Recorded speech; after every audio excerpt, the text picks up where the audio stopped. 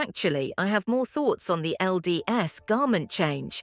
I woke up with a rage down in my belly about it, about the absolute futility that this change now validates, the realization of how carelessly absurd it all is. Attribute it to whatever you like, but it is emblematic of the rotten fruitlessness of these senseless, painful, and arbitrary rules. How can something seriously dumb engender so much rage? Do you know, can you possibly know, unless you've lived it like so many of us LDS women, how many tedious minutes, hours, years of our lives were impacted by the cut of cheap, shitty fabric that we believe was a symbol of our commitment to God? Garments manufactured in factories by underpaid workers dictated not just by faith, but by a system that never considered the toll on our bodies, our time, and our well-being. We spent how much time focused on the narrative of shoulder. Dear God, what time you must have to waste. Why would we believe that these things mattered or came from God in the first place? Because our culture was obsessed with it. The garment design got in between mothers and daughters, between sisters and friends. It entered the marriages of every single devout couple and sent them directives and messages about how to view one another, their relationships and commitments, and themselves. And just like that, the unchanging rule of the sanctity of our skin is cut away with new garment updates. What a thing!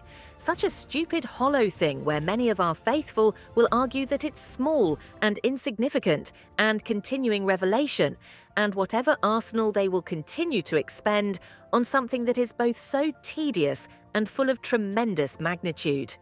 And the rest of us will react with equal rage and energy and worship the emptiness that was offered up as life-giving doctrine. That's the encapsulation of the bankrupt theology my generation inherited from old men in downtown Salt Lake City.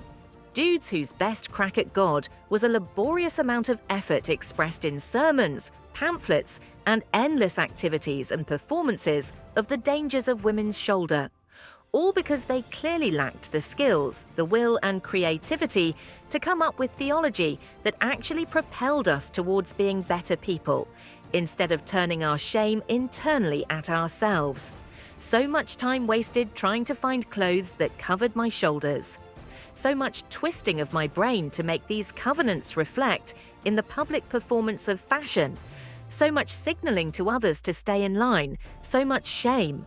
While I feel a sense of relief knowing that future generations won't have to endure this, and I'm glad for the change, that doesn't mean I'm at peace with how it was handled.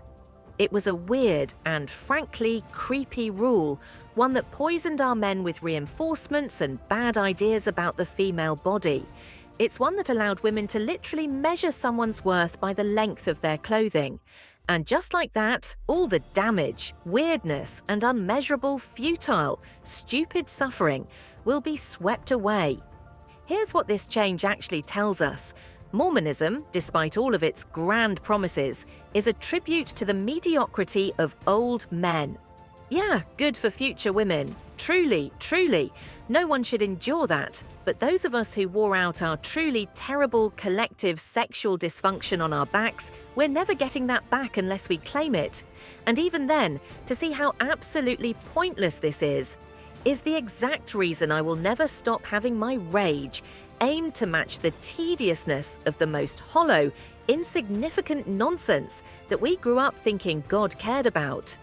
God is so big, they told us, and then they showed us how small he was. And then they trimmed him down even further, once again, on our shoulder line.